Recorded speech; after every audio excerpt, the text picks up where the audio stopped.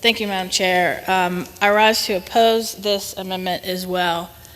After the Civil War ended, Robert E. Lee himself argued against the erection of monuments to the Confederacy because he recognized that those monuments, rather than, I invite you to read what he said about proposed monuments in Gettysburg, proposed monuments to Stonewall Jackson. He said they would more likely retard the reunion and binding and reconciliation of the North and South than help it. But many of these monuments, including this one, weren't put up right after the Civil War. They were put up after Reconstruction ended. And during Reconstruction, formerly enslaved people for the first time began to gain social, political, and economic power. And when Reconstruction ended, and the old Confederate power structure came back in the South, three things happened.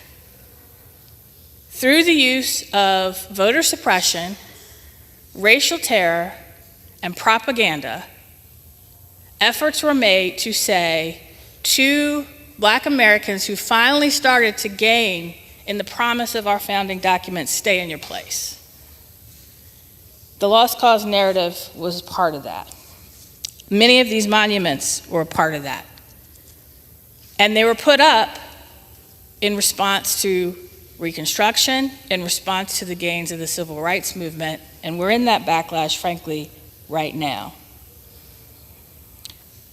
When this monument was placed, the gentleman said it was for reconciliation, but for who? Not for the Black Americans who saw that monument then and even today and see the images of a mammy and a loyal slave following his master into battle. And they know what that means. It conjures up the